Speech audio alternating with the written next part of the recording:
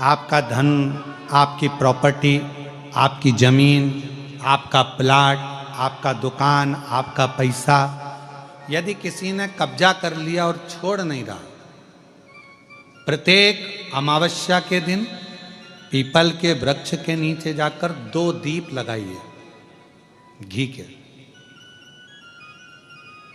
दोनों दीप के सामने एक हल्दी का चावल, एक कुंकू का चावल का दाना रख दीजिए और सुधा सुधा सुधा सुधा 3 बार कह दो और स्मरण करो, हे हमारे कुलदेव, पितृदेव, शिवदेव, महादेव, कृपा कर कर मेरा जो जमीन है, मेरा जो धन है, मेरी जो प्रॉपर्टी है, मेरा पैसा लोगों ने हथिया लिया, देते नहीं।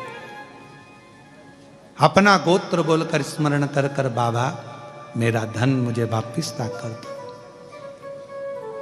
एक अमावस्या पर करो, फिर अगली अमावस्या करो, ऐसे 2-4 अमावस्या करोगे।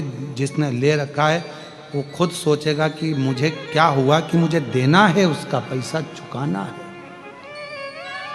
धन रखेगा नहीं वो। पितृ सुधा का नाम स्मरण करते से, जब हम सुधा सुधा सुधा सुधा कहते हैं, पितृ उसको स्वीकार करते हैं। जैसे अग्निदेव की धर्म पत्नी स्वाहा, क्या है, जम के बोलो जरा, स्वाहा।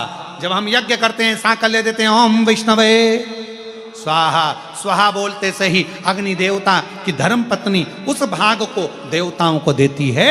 उसी तरह तर्पण, तिलांजलि, पिंड, तर्पण आदि जितने भी हम पितरों के लिए कर्म करते हैं, उसमें हम स्वधा स्वधा बोलते हैं। जब स्वधा बोलते हैं तो वो स्वधा पितरों को भाग देती है और पितरों से कहती हैं, ये मेरा बेटा दुखी है, इसको ये तकलीफ है, इसको ये कष्ट है, तुम इसका ये कष्ट पितृदेव मिटा दीजिए, महादेव की आज्ञा है, इसको सही कर दीजिए। करते श्रेष्ठ करते। ओम जयंती मंगलकारिणी भद्रकाली कपालिनी दुर्गा क्षमा शिवा स्वाहा स्वधा नमोस्तुते। ओम जयंती मंगला काली भद्रकाली कपालिनी दुर्गा क्षमा शिवा धात्री स्वाहा स्वधा नमोस्तुते। स्वधा का उच्चारण हमको सुख प्रदान करता है, स्वधा का उच्चारण हमें संपदा प्रदान करता है। अगर किसी व्यक्ति के जीवन में खो गया, कर्जे में डूब गया, कर्जा बहुत हो गया, पैसा चले गया, गाड़ी चली गई, मकान चले गया, सब गिरवे रखा गया, सब कुछ समाप्त हो गया, उसको प्रत्येक प्रदोष को, प्रत्येक अमावस्या को घी का दीप किसी भी पेड़ के नीचे, ये 5 वृक्ष बताए हैं पितृभाव के, उन 5 वृक्ष में से कहीं पर भी बड़, पीपल, आंवला, शमी, बेलपत्र आदि 5 वृक्ष में से किसी भी वृक्ष के नीचे प्रज्वलित करे और काम ना करे, उसका कर्जा चूकता ही है। चूकता। उच्चार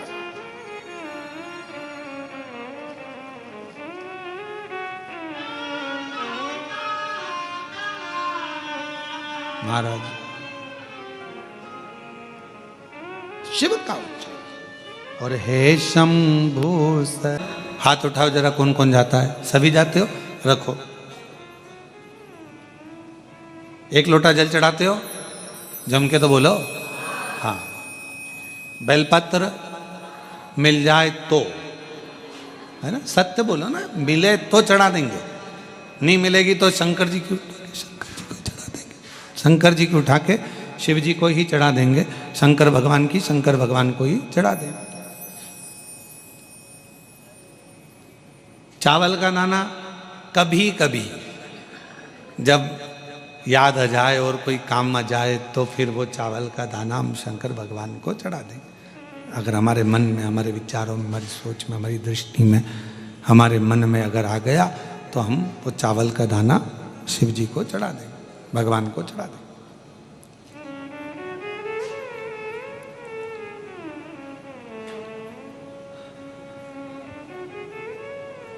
अब मान लो जिस दिन तुम मंदिर नहीं गए, शिव जी को जल नहीं चढ़ाया एक लोटा, मंदिर नहीं पहुँचे, मंदिर में नहीं जा पाए, शंकर भगवान की आराधना नहीं कर पाए, शिव जी के मंदिर नहीं पहुँच पाए, शंकर भगवान का भजन नहीं कर पाए, भगवान शंभु शंभु शंभु शंभु शंभु शंभु धीरे बोलने पर पूरा आवाज़ बंद हो जा रहा है उसका। मान लो अगर आप शिव जी के मंदिर जिस दिन नहीं जा पाए, आप भगवान शंकर के मंदिर में पहुंच नहीं पाए, फिर रजो धर्म आ गया, कोई घर में काम आ गया, कोई कार्य घर के अंतर्गत आ गया और आप शिव के मंदिर नहीं पहुंचे, फिर क्या होगा?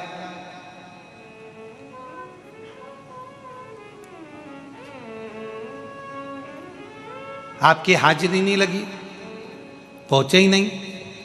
पर आप दुख मत मनाना, आपकी टीचर से अच्छी पहचान है, नी भी पहुंचे तो हाजिरी तो भरा ही जाती है। अगर टीचर से अच्छी पहचान है तो। अब टीचर से पहचान कैसे बनती है आप सबको मालूम ही हो, तो आप तो सब पढ़े लिखे हो, तो टीचर से पहचान कैसे बनती है? तो टीचर ने कहा जाओ पानी भर के लेके आओ, जा बेटा मेरा पानी का बोतल भर के लेके आ, गला पकड़ रहा है मेरे भाई, जाओ पानी की बोतल भर के लेकर आओ, जाओ ये करो, जाओ वो करो। अब तुमने तो उसी तरह भगवान शंकर से तुम्हारी पहचान कैसे बन गई? शिव जी के मंदिर में जाके झाड़ू लगाना, शिव जी के मंदिर में जाके पोछा लगाना, शिव जी के मंदिर में जाके सेवा करना, शिव जी के मंदिर में जाके अर्चना करना, शंकर जी के मंदिर में जाकर सेवा में लग जाना। जब भगवान शंकर की सेवा में, अर्चना में, भगवान शंकर की सेवा में आप लग गए, सेवा के अंतर्गत शंभु शंभु शंभु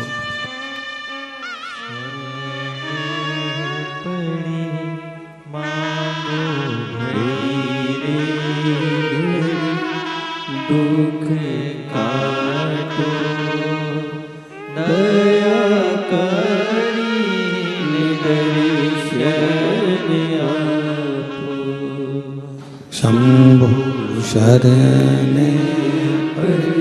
मांगू घड़ी रे घड़ी, दुख काटो दया करी दर्शन। तो तुमने पहचान कैसे बनाई? अब तुमने पहचान बनाई कि मंदिर में तुमने झाड़ू लगाया, पोछा लगाया, सेवा करी, जल चढ़ाई, अर्चना करी, पूजन करी, पाठ करा, जो कुछ भी तुम भगवान के करते रहे, भगवान से तुम्हारी पहचान बन गई, भगवान से तुम्हारी पहचान बनी। और भगवान से तुम्हारी जब पहचान बनी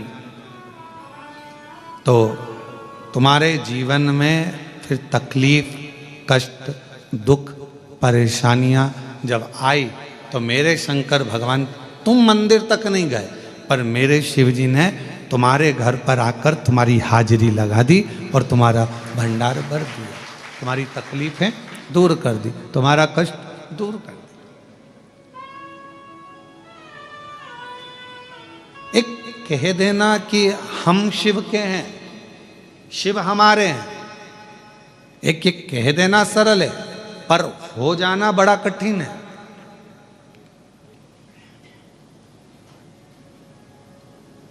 तुमने जितनी भी फिल्म देखी होगी, देखी कि नहीं देखी ये तो बताओ, देखिए जितनी भी फिल्म देखी होगी उस फिल्म में तुमने हमेशा देखा होगा एक लड़का लड़की प्रेम करे, स्नेह करे और एक दूसरे के लिए लड़ मरे और आखिरी में उनकी बस फिल्म का एंड कहाँ पर होता है? उन दोनों की शादी पर। और सही फिल्म कब चालू होती है? शादी के बाद। ये कोई फिल्म है क्या? इसको फिल्म कहेंगे?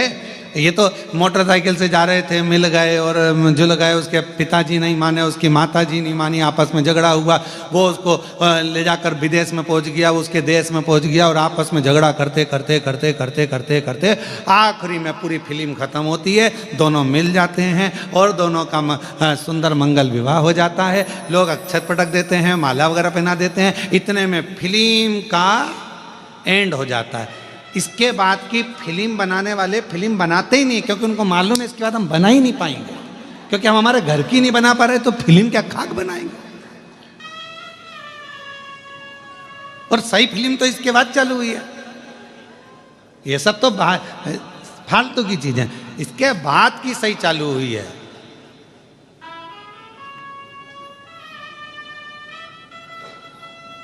इसके बाद जो शादी में जो गाना बजा, अजीबो शान शहंसा, दूल्हा जब एंट्री करा तो उसके लिए गाना बज रहा था, अजीबो शान शहंसा। और मालूम पड़े वही दूल्हा जब शादी करके घर में आ गया और मालूम पड़े सवेरे सवेरे टाविल लपेट के बनियान में 2 बाल्टी पानी भर के ला रहा है, और इतनी देर में कोई गाना चला दे, अजीबो शान शहंसा। तो दूल्हा भी कहे, अरे काहे के शहंसा, बताओ पहले थे अब क्या खा गए, पहले थे।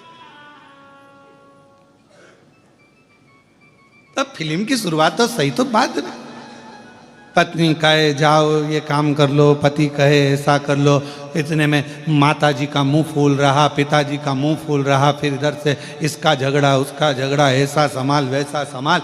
ये सब शुरू की जो लीला है, मोटरसाइकिल पे घूमना और ये और वो, भेलपुरी खाएंगे और पानी बतासा खाएंगे और मुंबई जाएंगे, ये सब व्यर्थ की बात है। परंतु सबसे बड़ी बात तो बाद में है। ये कह देना सरल है कि हम शिव जी के और शिव जी बोलो बोलो जम के हमारे, पर ये कहना सरल है पर होना बहुत कठिन है। क्योंकि शंकर भगवान के होने के लिए जैसे गंगा मैया ने तप करा, शंकर भगवान के होने के लिए जैसे माँ जगतजनी जगदम्बा ने तप करा, शंकर भगवान के होने के लिए जैसे सुधर्म नाम के ब्राह्मण की धर्मपत्नी घोषमा ने साधना करी, तब तो उसका मरा हुआ बेटा जीवित हो गया। ये घोषमा की साधना ही तो थी, ये घोषमा का प्रबल प्रेम ही तो था शिव के प्रति। आप सब कृष्णेश्वर महादेव के धाम में बैठे हो, क्या कथा कहती है? सुधर्म नाम के ब्राह्मण की 2 धर्मपत्नी थी, एक का नाम था सुदेहा, दूसरे का नाम था घोषमा। सुदेहा के बेटा नहीं था, संतान नहीं थी, घोषमा के संतान थी। पहली औलाद हुई, संतान हुई, तो उसने अपने पति के कहने पर सुदेहा को वो संतान घोषमा ने दे दी। सुदेहा ने उसको पाल पोस कर बड़ा कर। सुनिए ना कथा सबने, आप तो कृष्णेश्वर के हो तो सुन के रखे होगे, बल्कि तुम्हारे यहां कोई मेहमान आता होगा तो उसको भी सुना देते हो।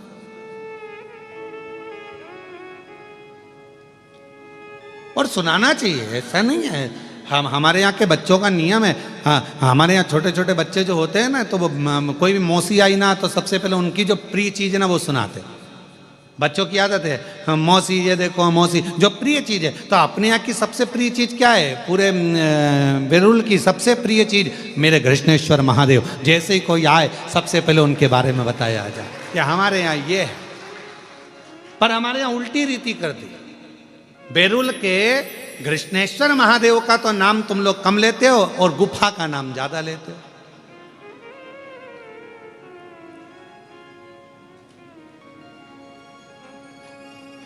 नहीं, हमारी बात का थोड़ा सा किसी न किसी को बुरा लग सकता है, और लग जाए तो लग जाए। एक गिलास गर्म पानी और ठंडा पानी दोनों मिला के पी जाओ, कोई दिक्कत वाला बात। आज दुनिया के लोगों ने,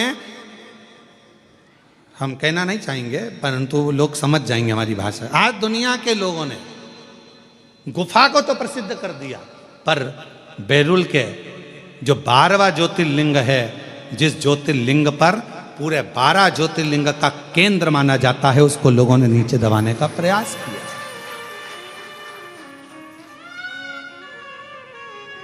दबाने का प्रयास किया। कितने सारे ज्योतिर्लिंगों का दर्शन करिए आप।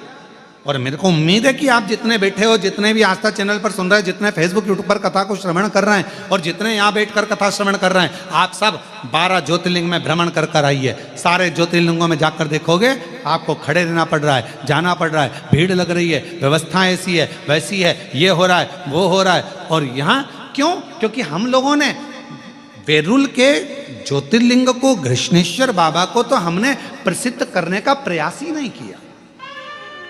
हमने तो केवल पोथी पुराण में उनकी प्रसिद्धता है, उनको पोथी पुराण में वर्णित है कि 12वां ज्योतिर्लिंग है, पर हम सबको बताएं हम अपनी सोशल मीडिया से, हम अपने मोबाइल से, हम अपने इंस्टाग्राम से, जनमानस में, जब बेरुल के घृष्णेश्वर बाबा का दर्शन करने के लिए आप मंदिर के अंदर जाएं, एक प्रयास करो, अपने साथ में एक मोबाइल ले जाकर मंदिर के प्राचीन शिखरों का, जैसे एलोरा में जाने वाले एलोरा की गुफाओं का प्रचार करते हैं, एलोरा की गुफाओं को दर्शाते हैं, वैसे हमारे घृष्णेश्वर बाबा के प्राचीन शिखर का, प्राचीन शिलाखंडों का, प्राचीन शिवालयों का, उसका एक एक चीज का दर्शन अवश्य कराओ। और इसकी शुरुआत कोई दूसरा नहीं करेगा, हम प्रयास करेंगे कि हम भी 2 दिन के अंदर हम भी बेरुल के घृष्णेश्वर महादेव की एक एक शिला का वर्णन वहीं पर रहकर ऑनलाइन करने का प्रयास करें। इसकी शुरुआत हम करेंगे।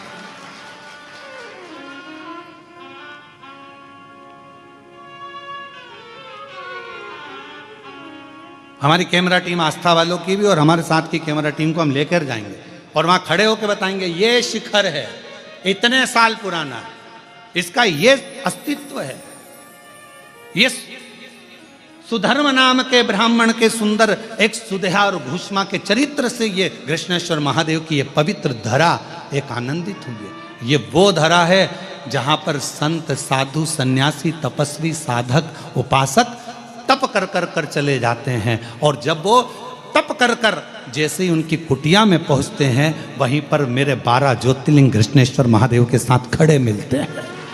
स्वयं शिव के 12 प्रतिबिंब स्वरूप मिल जाते हैं। ये वो घृष्णेश्वर की,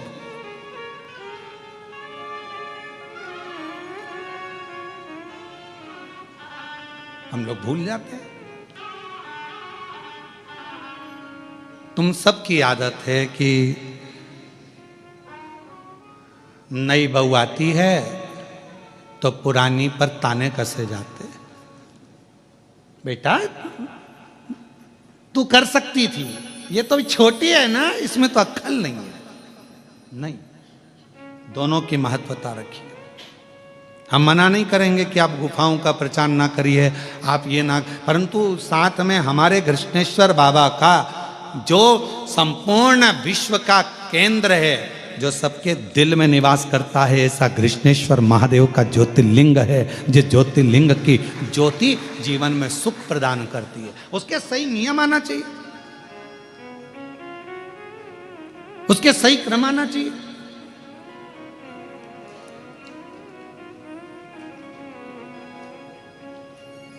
क्यों लिखा स्कंद पुराण में कि 12 ज्योतिर्लिंग में से एक ज्योतिर्लिंग घृष्णेश्वर बेरुल। जिस घृष्णेश्वर मंदिर के प्रांगण में भगवान शंकर के शिवलिंग के मंदिर प्रांगण के अंदर यदि उत्तर की ओर मुख कर कर हाथ में एक बेलपत्र को रखकर उत्तर मुखी बैठकर घृष्णेश्वर बाबा का 7 बार नाम का उच्चारण करने पर घृष्णेश्वराय नमः, घृष्णेश्वराय नमः बोलने पर कामना कर कर एक बेलपत्र यदि नंदी को दे दी जाती है तो बाबा घृष्णेश्वर उसकी झोली कभी खाली नहीं रखते। ये स्कंद पुराण का हम क्यों छोड़।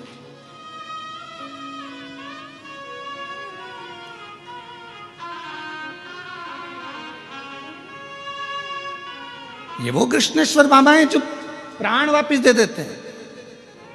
सुदेहा ने करा क्या था, बेटे को बड़ा करा, बहू आ गई और बहू को मालूम पड़ा कि मेरी असली सास तो भूष्मा है। नहीं पूछा सुदेहा को।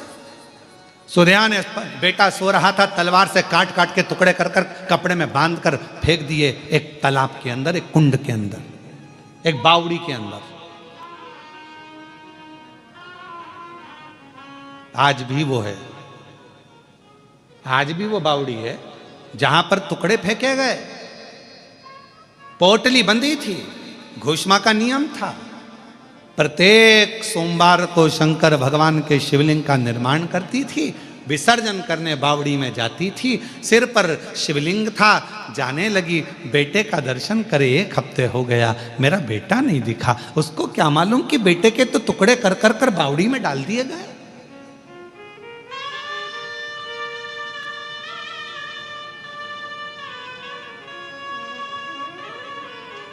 उसको क्या मालूम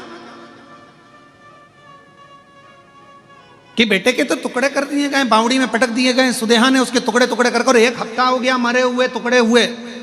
घोषमा को नहीं मालूम कि मेरा बेटा मर चुका है, और घोषमा तो अब सिर पर शंकर का शिवलिंग है, विसर्जन करने जा रही है, और विसर्जन करते करते उसके मन में आया 1 हफ्ते से मैंने बेटे के दर्शन नहीं करे। शिव महापुराण की कथा का उमाखंड कहता है, शंकर को जल चढ़ाते समय, शिव की आराधना करते समय, पार्थिव लिंग का पूजन करते समय, बेलपत्र चढ़ाते समय, शिव मंदिर में झाड़ू लगाते समय तुम्हारे मन के अंदर जो भाव आता है शंकर भगवान को उसे तुरंत पूर्ण करना ही पड़ता है, चाहे कुछ भी। शिव को उसको पूर्ण करना पड़ता है, भगवान शंकर को उसे पूर्ण करना पड़ेगा, भगवान शंकर को उसको संभालना पड़ेगा। और कृष्णेश्वर महादेव वो तो अपने मन में बस भगवान शिव का शिवलिंग मस्तक पर है और चली जा रही है, हर शंभो हर हर शंभो, हर शंभो हर हर शंभो, हर शंभो हर हर शंभो, हर शंभो हर हर शंभो, हर शंभो हर हर शंभो, हर शंभो हर हर शंभो, हर शंभो हर शंभो, हर हर शंभो, हर शंभो हर हर शंभो। मन से उच्चारण कर रहे, मन से उच्चारण करती जा रही, हर शंभो हर हर शंभो, हर शंभो हर, मन से उच्चारण करती चली जा रही है, स्मरण करती चली जा रही है, हर शंभो हर हर शंभो, हर शंभो हर हर शंभो, हर शंभो हर हर शंभो, हर शंभो हर, उच्चारण कर रही है, चली जा रही है, जाती जा रही है, जाती जा रही है।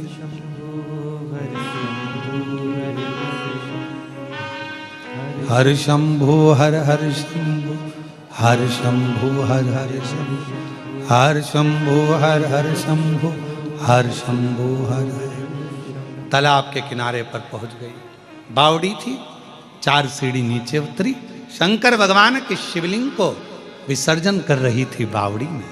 मेरे बेटे का दर्शन नहीं हुआ, 1 हफ्ता हो गया, उसे क्या मालूम कि मरा है। जिस बावड़ी में तू शंकर भगवान के शिवलिंग को छोड़ने के लिए आई है वो उसी बावड़ी में तेरा बेटा मरा पड़ा 1 हफ्ते पुराना। हर शंभो हर हर शंभो, हर शंभो हर शंभो,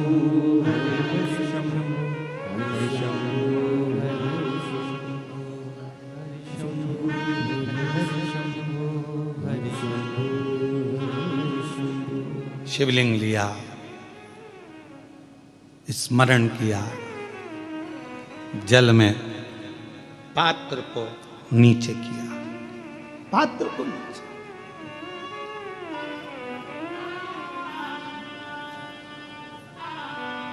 विसर्जन करना आता है ना आप लोगों को? पार्थिव शिवलिंग का विसर्जन कैसे किया जाता है? पार्थिव शिवलिंग अगर आपने थाली के अंदर, पाटे के अंदर कोई सामग्री पर कोई ऊपर बनाया है तो उसका विसर्जन कैसे करा जाता है? पार्थिव शिवलिंग का विसर्जन करते समय जिस पात्र पे पार्थिव शिवलिंग बना हुआ है उस पात्र को नदी में शिव का नाम लेकर जल में उस पात्र को नीचे डाला जाता है, पात्र को पकड़ा जाता है और शिवलिंग को नीचे की ओर ले जाया जाता है। जब शिवलिंग पानी में थोड़ा कम दिखे उस समय पर उसको धीरे से फिर जल में छोड़ दिया जाता है। जब थोड़ा कम दिखे, थोड़ा हाथ पानी में नीचे करा जाता है और नीचे कर कर फिर उसकी फूल पत्ती जब पानी में ऊपर आ जाए, दिखने लगे, तब शिवलिंग को धीरे से खसका दिया जाता है, जल में उसको विसर्जन कर दिया जाता है। क्यों? अगर तुमने पार्थिव शिवलिंग का विसर्जन करा और उसको तुम थाली में बना कर ले गए हो, पाटे पे बना कर ले गए, अब तुमने इसको उठाया तो टूटेगा कि नहीं टूटेगा? बोलो, जम के बोलो जरा, टूट जाएगा। तो इसको सबसे पहला विसर्जन करने के पहले जब पार्थिव शिवलिंग तुमने बना लिया, बनाने के बाद उसको जल के अंदर लेकर, जब पूजन करने के बाद जब जल के अंदर लेकर जाओगे तो उसकी फूल पंखड़ी अपने आप पानी में तैरने लगेगी और शिवलिंग जल में चला गया, मतलब तुमने विसर्जन कर दिया। अब भले तुम धीरे से उसको जो पार्थिव बनाया है तुम धीरे से उसको पानी में फिर धीरे से विसर्जन कर सकते हो। हर शंभो हर हर शंभो, हर शंभो हर हर शंभो, हर शंभो हर हर शंभो, हर शंभो विसर्जन। जैसे ही घोषमा ने जल में भगवान शंकर के पार्थिव शिवलिंग का विसर्जन करा। इतनी देर में तो जो कपड़े में उसके टुकड़े बंधे थे, जो मर चुका था 1 हफ्ते पहले, वो कपड़े में से निकलकर तैरता तैरता बावड़ी में से पुत्र बाहर निकल कर आ गया। बेटा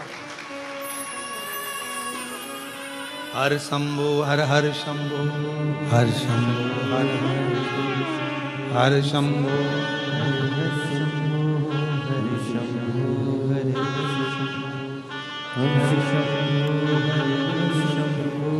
हर शंभु हर हर। बेटा निकलते तैरता हुआ बाहर आया और अब बाहर आते से अपने माता के गले में लग गया। माता के पुत्र तू? हाँ मां, मुझे नहीं मालूम कि मैं पानी में कैसे आया, मुझे नहीं मालूम कि मैं पानी में कब पहुंचा, पर मां ऐसा लगता है मुझे कि कोई मुझे जल में लेकर भी आया और कोई मुझे जल से बाहर भी निकाल। अब जरा विचार करिएगा, मेरे घृष्णेश्वर बाबा घूष्मा के बेटे को जीवित करे इसलिए नाम घृष्णेश्वर पड़ गया। यहाँ शास्त्र स्कंद पुराण का वेरुल के अंतर्गत वर्णन किया गया घृष्णेश्वर बाबा का कि जब मेरे भोलेनाथ घूष्मा के बेटे को जल से निकाल सकते हैं तो तुमको भी मेरे भोलेनाथ जंजाल से निकाल सकते हैं। मेरे भोलेनाथ जंजाल से बाहर निकाल सकते हैं।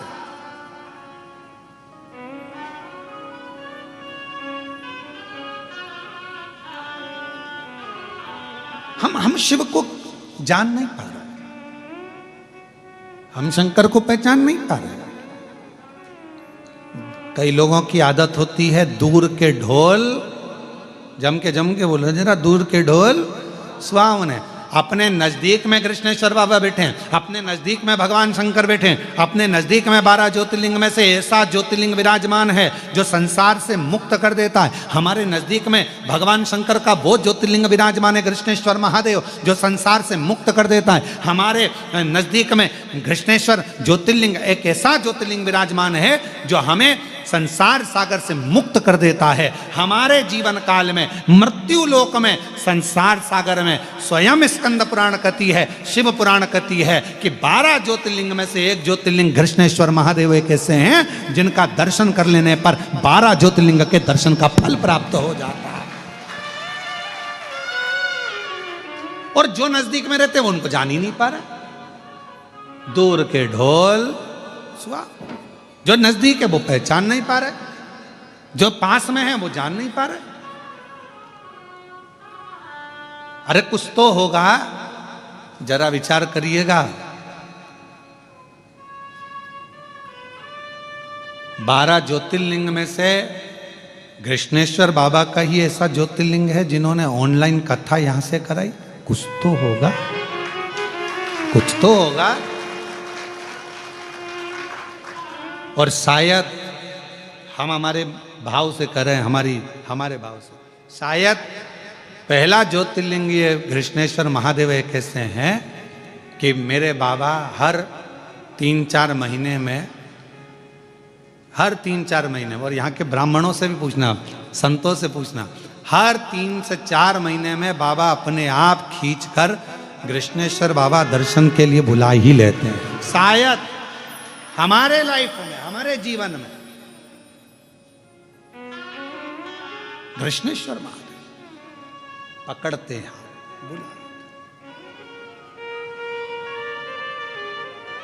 बड़े भाव से। और मैं कृष्णेश्वर महादेव के जितने पुजारी हैं, कृष्णेश्वर महादेव के जितने भी संत हैं, कृष्णेश्वर महादेव के जितने पुजारी संत पंडित ब्राह्मण जितने भी हैं, उन सब के पवित्र चरणों को मैं नमन करता हूं कि कितने बड़े पुण्य भागी हो आप सब जो आपको कृष्णेश्वर बाबा ने हाथ पकड़कर अपनी सेवा प्रदान करी है। अपनी सेवा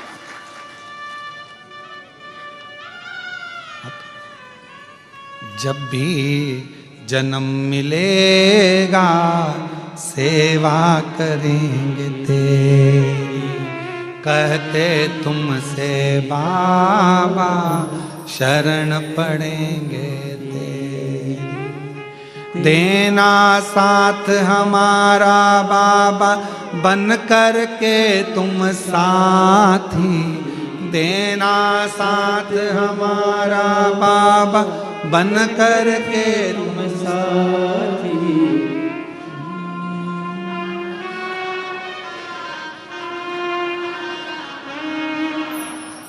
हमारा तुम्हारा बम बम भोलानाथ है, हमारा तुम्हारा तुम्हारा। जय भोला भंडारी गौरा के त्रिपुरारी, जय भोला भंडारी गौरा के त्रिपुरारी। ओ रखियो लाज हमारी गौरा के त्रिपुरारी, रखियो लाज हमारी गौरा के त्रिपुरारी। ओ जय भोला भंडारी रखियो लाज हमारी, जय भोला भंडारी रखियो लाज हमारी। ओ गौरा के त्रिपुरारी रखियो लाज हमारी, गौरा के त्रिपुरारी रखियो लाज हमारी। मन की कामना पूरी हो तो हो उद्धार हमारा, मन की आशा पूर्ण हो तो उद्धार हमारा। ओ बम बम